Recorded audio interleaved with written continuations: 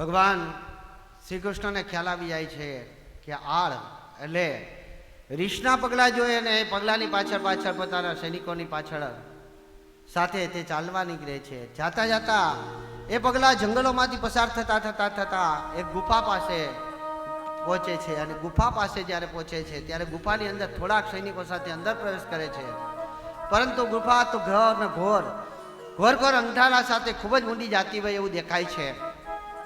આજે આપણે માત્ર 15 મિનિટ અત્યારે કથા લેશું, એટલે અહીં કૃષ્ણનું ચરિત્ર આપણે પૂરું કરી દેવું છે. એટલે ભગવાન શ્રી કૃષ્ણ અંદર હાલવાનો પ્રયાસ કરે છે, પરંતુ ઘોર કાળ ગામ ઘટાને જોઈ અને વિચાર કરે છે કે હવે માત્ર હું એકલો જ જાઉં. મારી ઉપર આડ આવ્યો છે, આનું પ્રાયશ્ચિત મારે કરવું છે, આનો સુધાર મારે કરવો છે, મારે સ્વયંતક મળી લાવવાની છે. એટલે મારા સૈનિકની કે સભાસદોને કોઈને નુકસાન થાય તો મારી દ્વારકાની પ્રજાને જવાબ શું આપીશ, આવો વિચાર કરી અને ભગવાન શ્રી કૃષ્ણ પોતાના સૈનિકોને કહે છે કે થોભો, એમ કહીને ફરીથી પાછળ બહાર નીકળે છે. બહાર નીકળીને કહે છે કે હે સૈનિકો, આ ગુફા ખૂબ જ લાંબી છે, ભયંકર છે, અંધકારમય છે, અંદર કશું દેખાતું નથી. અંદર વીછી હોઈ શકે, હિંસક પ્રાણીઓ હોઈ શકે, જાનવરો હોઈ શકે, સાપ પણ હોઈ શકે. આ ગુફાની અંદર શું શું હોઈ શકે તેની કલ્પના પણ કરવી અઘરી છે અને વળી કશું જ દ્રષ્ટિમાન થતું નથી. આથી મારી સાથે જો તમે આવો અને તમને કોઈને કાંઈ નુકસાન થાય, આ આડ માત્ર અને માત્ર મારી ઉપર છે અને મારી આડને કાઢવા માટે થઈ અને તમે મારી સાથે આવો અને તમને કોઈ નુકસાન થાય તો હું મારા દ્વારકાવાસીઓને શું જવાબ આપું?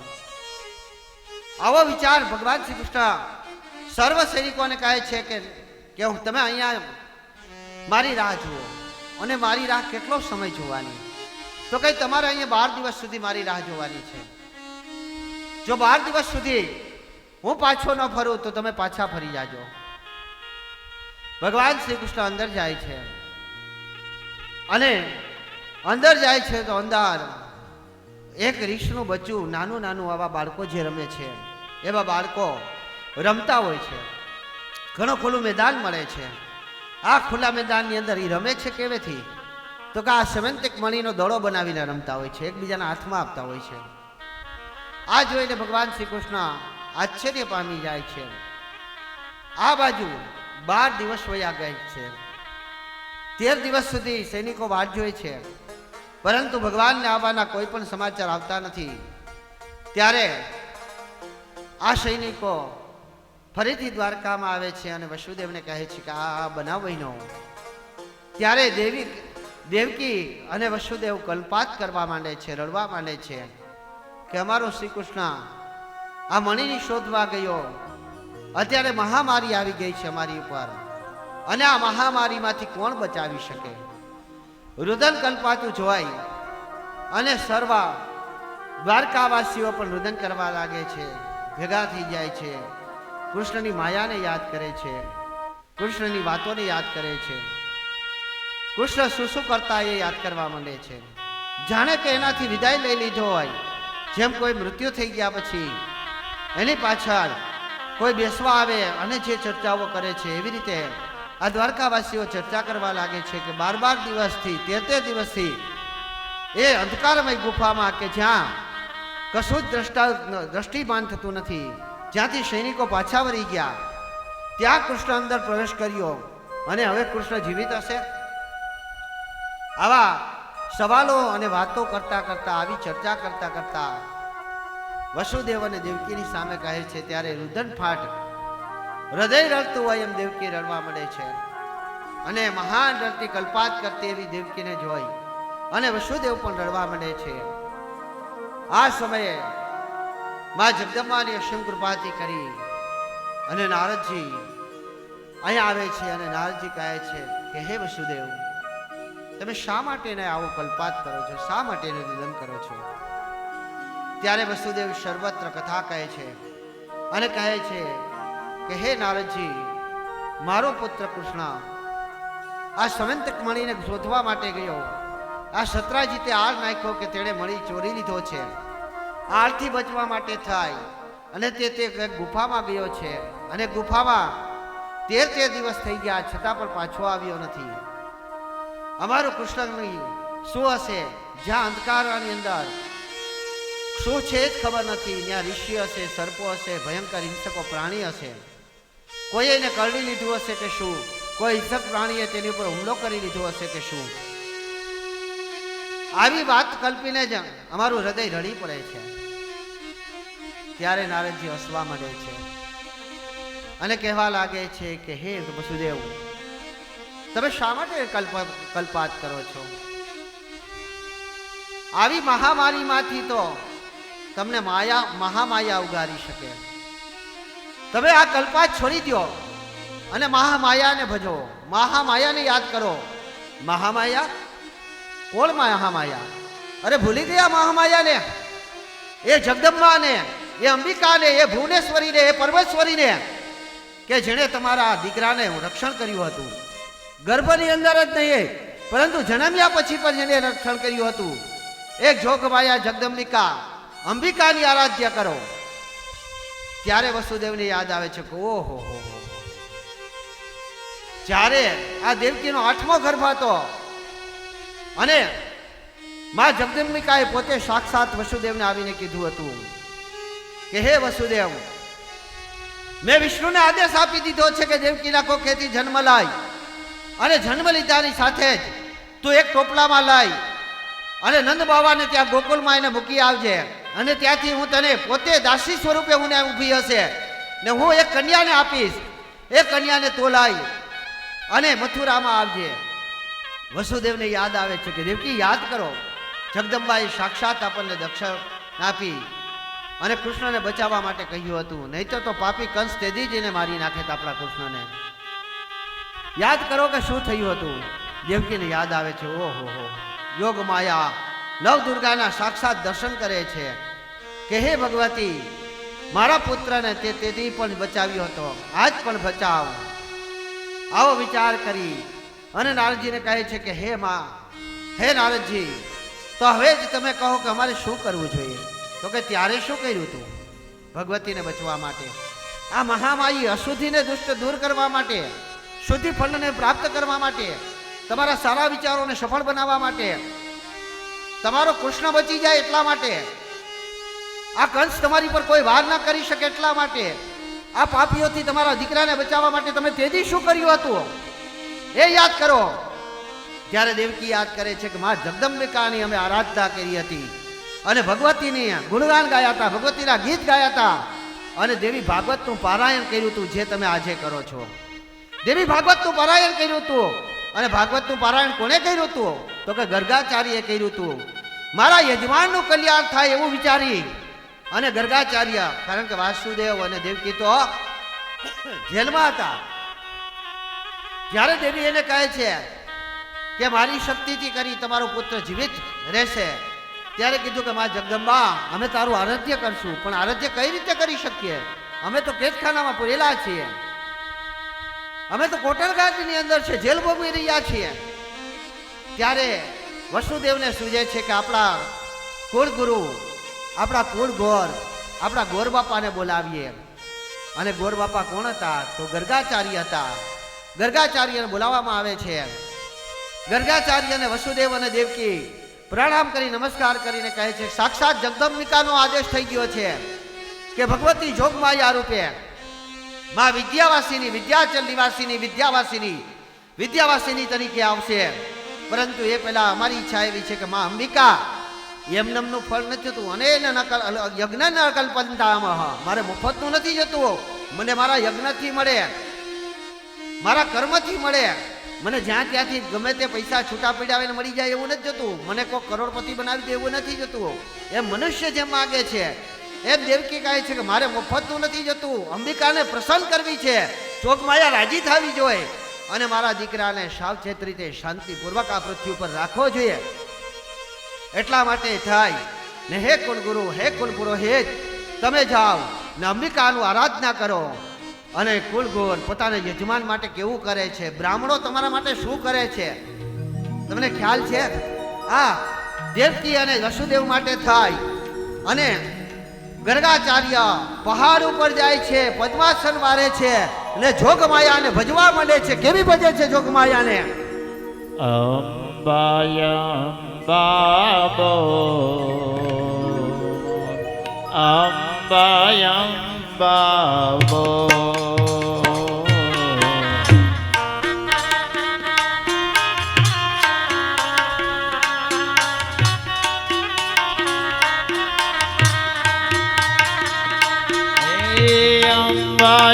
અંબાયંબાબો અંબા જગદંબાબો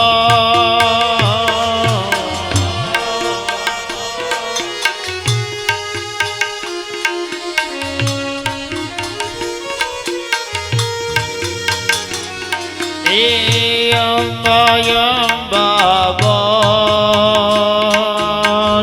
અંબા જગદંબાબો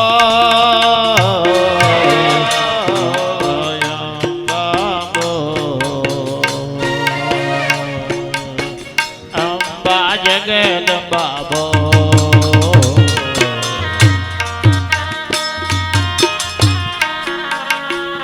અંબા અંબા બોલતા બોલતા એક બીજ મંત્રનો જાપ કરે છે અને આ બીજ મંત્ર આજથી કોઈ એક બીજ મંત્ર તમે પણ ગ્રહણ કરી લેજો.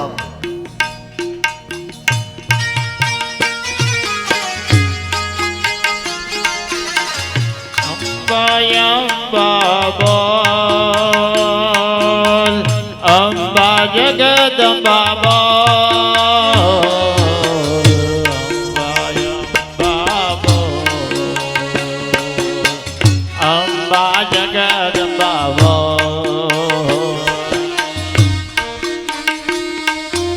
ત્રણ વાગ્વિજ મંત્ર ગણવામાં આવે છે. આ ત્રણ વાગ્વિજ મંત્ર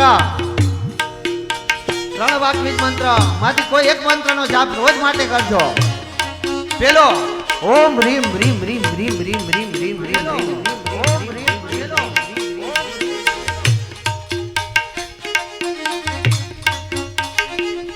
ઓમ એમ એમ એમ એમ એમ એમ ને ઓમ ક્લીમ ક્લીમ ક્લીમ ક્લીમ ક્લીમ ક્લીમ ઓમ એમ ઓમ રીમ ઓમ ક્લીમ ઓમ ચામુંડાય વિચે નમઃ. અને આખો બીજ મંત્ર કરવો હોય. ઓમ એમ રીમ ક્લીમ ચામુંડાય વિચે ઓમ ભીમ ક્લીમ ક્લીમ ચામુંડાય વિચે ઓમ ભીમ ક્લીમ ક્લીમ ચામુંડાય વિચે બોલો ઓમ ઓમ ભીમ રીમ ક્લીમ ચામુંડાય વિચે ઓમ ભીમ ક્લીમ ક્લીમ ચામુંડાય વિચે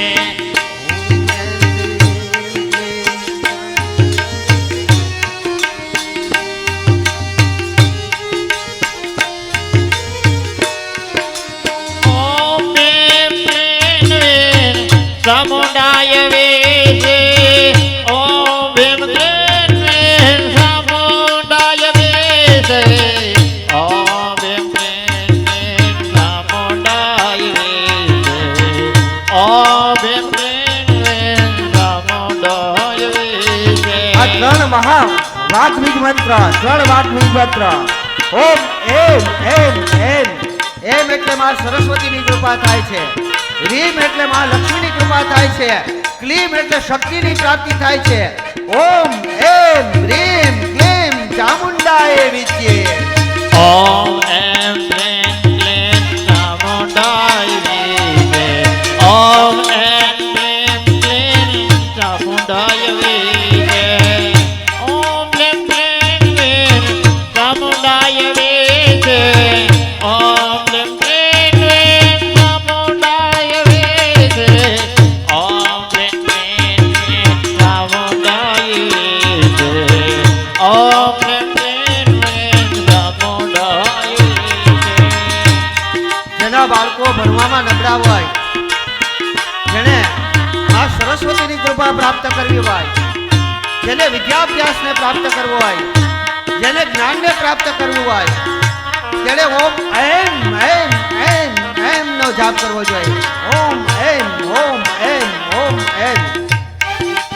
ઓમ ક્લેમ ક્લેમ ચામુંડાય વિશે ઓમ એમ ક્લેમ ક્લેમ ચામુંડાય વિશે ઓમ એમ ક્લેમ ક્લેમ ચામુંડાય વિશે ઓમ એમ ક્લેમ ક્લેમ ચામુંડાય વિશે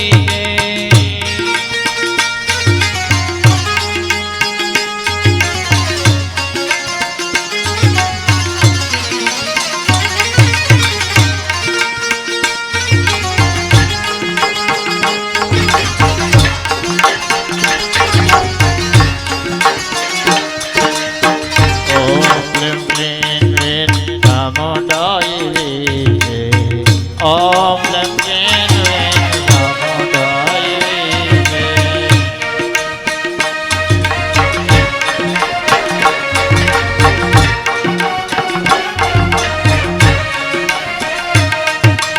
ઓમ ક્લેમ ક્લેમ ક્લેમ ચામુંડાય વિશે ઓમ એમ ક્લેમ ક્લેમ ચામુંડાય વિશે ઓમ એમ ક્લેમ જેને મહાલક્ષ્મીને પ્રાપ્ત કરવી રૂપિયાવાળા બહુ ને રૂપિયાવાળા બધાને કરવો ને એટલે રૂપિયાવાળા થવા હોય સમાજમાં દાન લાયક બનવું હોય તો ઓમ રીમ રીમ રીમ રીમ રીમ રીમ રીમ રીમ રીમ રીમ રીમ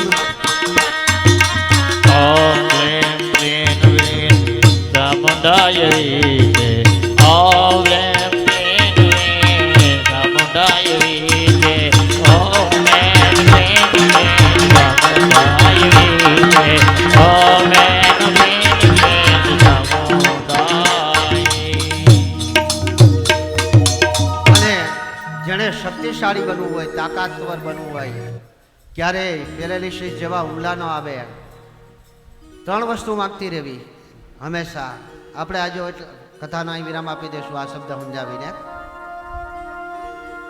આપણે 5:30 કથા પૂર્ણ કરવાનો આપણો કાયમીનો લક્ષ્ય છે આજનો દિવસ થોડુંક મોડું થયું પોથી યાત્રાના હિસાબે પણ ત્રણ વસ્તુ કાયમી માગવી ભગવાન પાસે ભગવતી પાસે એક અમારે ને માગવા વાળા આવવા જોઈએ શું માગવાનું માગવા વાળા આવવા જોઈએ બીજું આપણે માગવાનું કે હે ભગવતી અમે શ્રમદાન કરી શકીએ અમને એટલી શક્તિ મળે અમે લક્ષ્મીનું દાન કરી શકીએ એટલી લક્ષ્મી મળે અમે અન્નનું દાન કરી શકીએ એટલું અન્ન મળે આપણે પાસે રૂપિયા આવી છે તો કોઈક રૂપિયા ઉછીના લેવા આવી છે ઉછીના લેવા આવે ને તો સમજવાનું કે આપણી પાસે મહાલક્ષ્મીની કૃપા છે બાકી ઝૂંપડામાં રહેતા હોય પાસે કાંઈ કોઈ જાય લેવા કે 5 લાખ રૂપિયા આપો ભગવાને દીધું છે તો તમારી પાસે કોઈક લેવા આવે એટલે મહાલક્ષ્મીને કહેવાનું કે મહાલક્ષ્મી એવી કૃપા રાખજે કે કોઈક અમને અમારી પાસે લેવા આવે હાથ લાંબો કરે તો અમે આપી શકવા જોઈએ અમે અન્નનો પણ દાન કરી શકવા જોઈએ અમારે ત્યાં જમવા જોઈએ હજારો માણસો જમવા જોઈએ હજારો લોકો ભોજન કરાવી શકીએ અમે જ્યાં જમાડી શકીએ માત્ર મનુષ્યને નહીં પશુને ગાયને હા ગાય ઉપર યાદ આવ્યું દેવી ભાગવત ના બીજા મહત્વની અંદર ગાયનું મહત્વ આપશે એટલે ગાયને ચારો ખવડાવવો જોઈએ તમારે દેવી ભાગવત સાંભળવા માટે પણ એટલે ગાયથી માંડી પશુ પક્ષીઓથી માંડી અને બીજાને અમે ભોજન કરાવી શકીએ એટલું અન્ન અમને આપજો અને કોક કઈ કાંઈ મંદિરનું કામ આલે 2 પાણા ચડાવ આપજો તો તાકાત આપજો બાકી ખાટલામાં પડ્યા હોય તો થોડાક શ્રમદાન માગી શકે એટલે આ ત્રિશક્તિ આપજો અને ભગવતીની અસીમ કૃપા વસુદેવ ઉપર થાય છે નારદજી પોતે વ્યાસ તરીકે આ વક્તા તરીકે જેમ હું અત્યારે બેઠો છું એમ નારદજી પોતે વ્યાસજી તરીકે બેસે છે અને સમસ્ત દ્વારકાવાસીઓ વસુદેવ અને દેવકી આ બાજુ શ્રોતાગણ તરીકે બેસી જાય છે ને પરિપૂર્ણ રીતે તન મન અને ધનથી શ્રદ્ધાપૂર્વક નારદજી ના મુખેથી દેવી ભાગવતનું કથન શ્રવણ કરે છે અને આ બાજુ 9મો દિવસ આવે છે અને 9મો દિવસ પૂરો થાય છે ત્યારે ભગવાન શ્રી કૃષ્ણ સાથે કન્યાને લઈને આવે છે ભગવાન શ્રી કૃષ્ણની સાથે સવંતિક મણિ તો હતો પરંતુ મણિથી પણ સુંદર એક કન્યા હતી અને મણિથી સુંદર કન્યા કોણ અને કન્યા એને ક્યાંથી મળી મણિ તો મળ્યો પાક મણીની સાથે આ કન્યા કઈ રીતે મળી, કન્યા કોણ હતી અને કન્યાને ભગવાને કઈ રીતે પ્રાપ્ત કર્યા અને કન્યાને અહીં શા માટે લઈ આવ્યા એને જોઈને બધાય અંજાય કઈ રીતે ગયા. ભગવાન શ્રી કૃષ્ણના દ્વારકાવાસીઓ ગુણગાન કઈ રીતે ગાવા માંડે છે અને બધાય કૃષ્ણને જોઈને કેવો રાસ ઉલ્લાસ કરે છે. આ તમામે તમામ વાત હવે આપણે કાલ ઉપર જવા દઈએ. બરાબર 6 વાગી ગયા છે, અડધી કલાક લેટ બહેનોને ભેહું ગાયું. દુવાનું મોડું થતું હશે પણ સારી વાત છે. બધા કર્યા આરતી તરફ આરતી તો બોલો શ્રી દ્વારકાધીશની જય, શ્રી રામચંદ્ર ભગવાનની, ભવાની માતની જય, હનુમાનજી મહારાજની જય, લાખણાઈ માતની જય, જમનાવર દાદાની જય, રામદેવજી મહારાજ